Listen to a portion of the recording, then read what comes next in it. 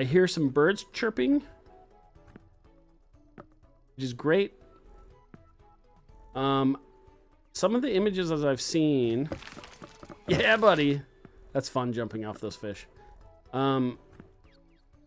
This is a previous version where the trees are still not completely put together. One of the things we could do, and this might help OLED if you're watching, is combining some of those tree meshes so into single tree objects. It'd be a lot easier to place those around. Some little tricks and tips I wish I'd done when I started putting this all together is actually building out those trees as single assets, because where they are now, where they're multiple assets, was real bare. It was a real pain in the rear to set dress the scene. So that made make it a lot easier. I do also like the idea, as we have time. Oh, look at that. Okay, we still have that bug where when you're in big head mode, I love how it's still like firing off his cannon. And why did he respawned in? Oh, that makes sense though. He respawned in as his non-plus. Oh, look. So even a small blockhead, those death volumes need to be moved out a little further. So, please fix that. So we've lost 2 lives at no fault of my own.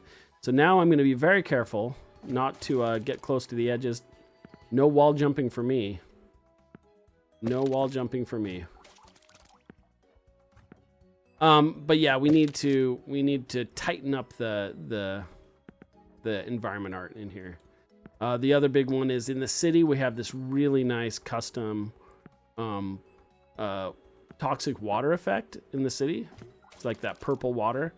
We need to get some rushing water effects in here. Like this is a stream coming through. We need splashes on the fish when they jump through, and a splashing sound as they're jumping through. I think they're probably making a glub glub sound right now, but these are kind of the polished things that we need to do. Not to mention, this is still my work in progress level, and that's why it said whip. It really needs some multi-ball. So this is where my level designer come in, and let's update this.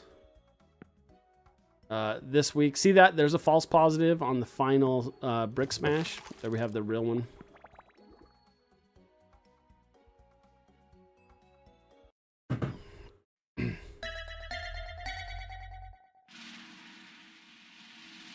Did we get the 4 stars? Yes, we did. All right, let's go next. All right, this is one of the custom levels coming in. You can see the character spawning a little high at the beginning, and that's okay. I do like these little platforms that I can jump on. I think that's a really fun twist. I think the bottom blocks need some more. They feel like they're all kind of floating. Give them a little bit of mass. But this is fun. This is something I didn't include in the other levels. This ability to get a little bit higher up here makes me wonder what kind of things we can add to the game. Having a few multi-balls in every level can also be handy to kind of speed things up, give you something to aim for. I do like how this is kind of where the fish is jumping, which is kind of handy. That's actually a really cool idea because it gives you something to jump off of directly, like that right here. Watch this. See if this works. Oh no, I jumped over it. I messed it up.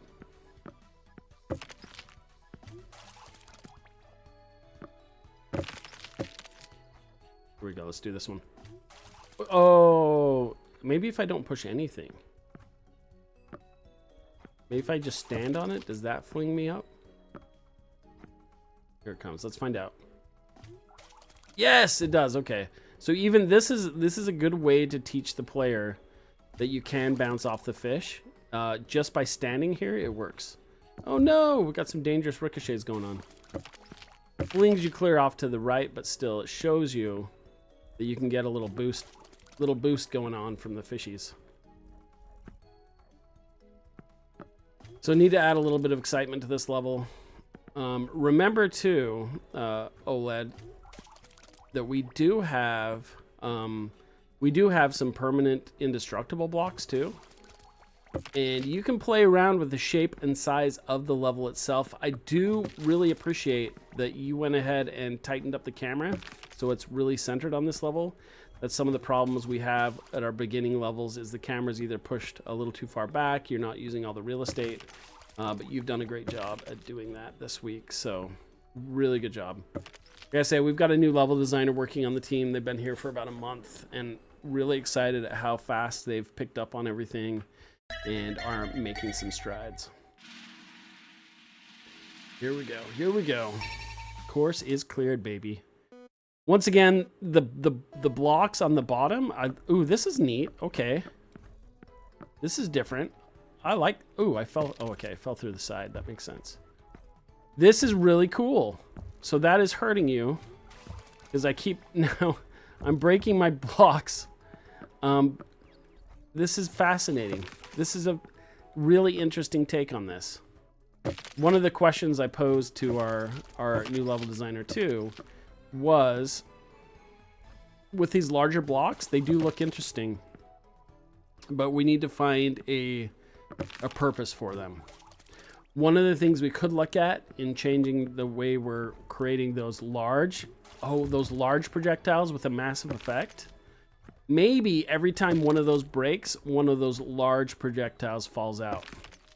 I'd like to hear all your thoughts on that. That would create a lot more, or at least a high probability that a large projectile will fall out. It could even drop 2 of the smaller ones, like kind of in succession. Maybe even drops 2 or 3 that go in different directions at different speeds. That would create a lot of unique gameplay coming out of it. Man, my special platforms are almost all deceased now.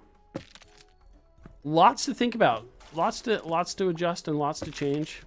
This really is game design. Like, you never really have a set idea. See, after that one breaks, now we could do something where those larger projectiles now come out of those. So we're not just getting at the beginning, you're getting those large projectiles from the smaller blocks, but maybe that would make sense as we talk about game progression, that we don't start introducing the larger sized bricks until later. They should have a different sound and completely different gameplay. So maybe when they get hit and they don't break, they release smaller shards. And then when they break, the whole thing breaks, it's a bigger shard that falls down, has that big area of effect, and we could play with the speeds of them. That would add some ramping of difficulty, especially as we add in the multi-balls and that kind of things throughout there. I would love to consider, as we go forward, this is more of Jonah, but also OLED as well. How could we create some random... Oh, now we're speeding up. We're on that last 30 seconds. That is really cool. We need... The music, I can't really tell that it's switching around. Sounds like the same music. But yeah, we want the heart pumping on that when it starts speeding up like that. Oh, and we missed it! False positive, baby! There we go. Now it's a real positive. Very cool. Very cool. And you see the background is fixed, so I didn't comment on it on that one. I really like some of these ideas.